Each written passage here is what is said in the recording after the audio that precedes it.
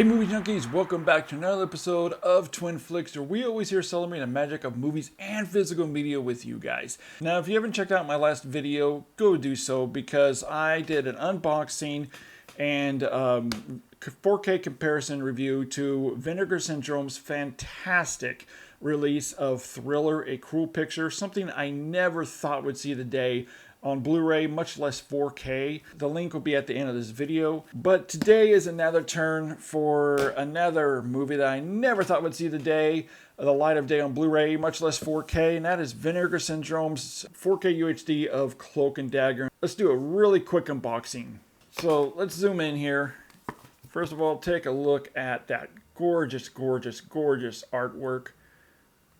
And inside the artwork, game over, man. Game over. So this is just gorgeous artwork. And then inside you have the disc. This is the O-ring, which is a mock-up of an old Atari cartridge case. And on the inside you have another mock-up of a cartridge, old Atari cartridge. And inside you do have both the 4K and the Blu-ray. And the Blu-ray also does have the new 4K restoration, just on 1080p Blu-ray. And you get this nice booklet. It's about 39 pages. Yeah, look at those schematics. Very cool. It has a movie essay, interviews from Tom Holland, who wrote the screenplay, and information on the restoration. And another cool bonus is it has a magnetic door there. So it has 3 magnets on the side. So that's pretty cool. So it stays safe and secure. Beautiful box set.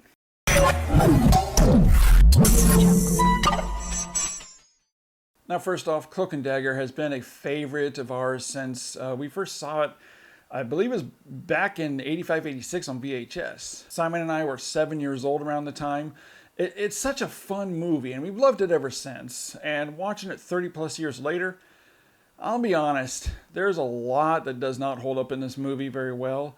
But then again, there's also a lot going for it, where it's still a great fun time to watch. There's also absolutely no way in hell this movie could be made today.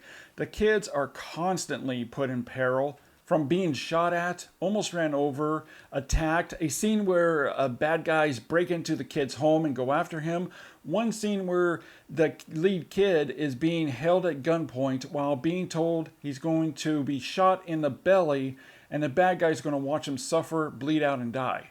The little girl in the film has a bomb strapped to her back.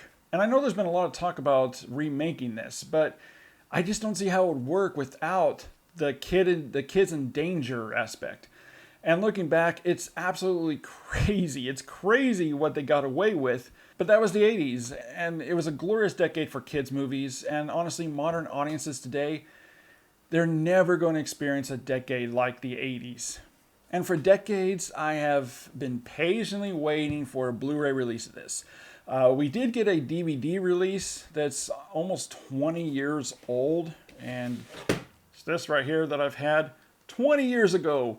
This was released, and it looked terrible. Universal put absolutely zero effort into this, to the point where it's only a 3 gigabyte disc. It's crazy. But once again, Vinegar Syndrome has come to the rescue. Not just releasing this on Blu-ray. Oh no, no, no. Vinegar Syndrome isn't messing around, but giving it a whole new overhaul with a new native 4K restoration from the original 35mm negative with HDR grading. And just for comparison's sake, I did take some screenshots from both the DVD and this new 4K UHD so you can see the vast improvements. However, honestly, it's really unfair to compare the two because there's really no comparison between them. But we're going to do it anyways because that's what we do here at Twin Flicks. So let's get started.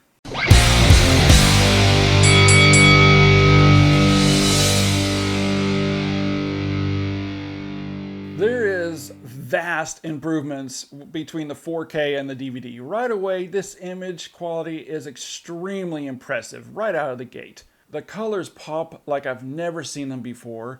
Reds are outstanding, looking more vibrant and saturated than ever before. Yellows are also bright and full, and greens are lush. Just every color throughout the film is vibrant, clear, and nicely saturated that the DVD could never reproduce. One of the best parts of this new restoration is the details. They are wonderful, as well, giving a much fuller appreciation for the early 80s production design and costumes. Clothing and facial features get plenty of attention, along with the San Antonio locations. Film grain is there, but it's a finer grain, giving us that nice 35mm texture that we all love. Now, going back to the reds, I did notice there are times where the reds do look a little too hot, such as with Davy's red shirt or his red backpack. It just looks a little tad overly saturated compared to the rest of the film. And I also noticed that skin tones can look a little warm at times. But those are also very brief moments and doesn't distract from the overall impact of the colors. But it's really the HDR grading that comes in swinging with some immaculate upgrades that's very impressive, giving some very nice deep inky black levels that we never saw before. They especially hold up during scenes that take place in shadows or at night where you see all the details and nuances. We also have wider, brighter whites that look very crisp and clean without any blooming issues. Now, one of the best parts is with the image stability. It is rock solid, from titles to the image itself, and depth looks great as well, something that the DVD could just never handle. The images also look much clearer, crisper, and fresher than ever before. These are all things that were impossible to offer on the DVD. This is an absolutely stunning, solid, beautiful UHD release that I can't imagine Cloak & Dagger looking any better than this. Thank you for bringing Cloak & Dagger to us in a nice 4K release. As far as the audio, I honestly was disappointed they didn't splurge for a new 5.1 track. Instead, we have a restored DTS HD stereo track. However, it more than gets the job done. The audio throughout is very strong. Sound effects have plenty going for it. A lot of attention to detail and also a lot of activity for a stereo track. Ambient sound effects sound great as well, bringing out backgrounds from big crowded scenes such as in the San Antonio Riverwalk scene or in the mall. And the quieter, tense scenes sound superb. The film's score also sounds fresh, crisp, and clear. This entire stereo presentation is clear and sharp, and dialogue is also crystal clear. And the audio was also sourced from the original theatrical soundtrack. Obviously, I'm giving Vinegar Syndrome's 4K UHD release of Cloak & Dagger, the video, I'm giving it a stellar 5 out of 5. The audio, I'm giving it a 4 out of 5. And with this guy right here, yeah, this is going over there. Sorry. But as my dad used to say, opinions are like belly buttons. Everyone has one. So you tell me, between the difference with the DVD and the 4K with these screenshots, which do you think looks better, the 4K or the DVD, or do you see any comparison at all? Let me know down below in the comments.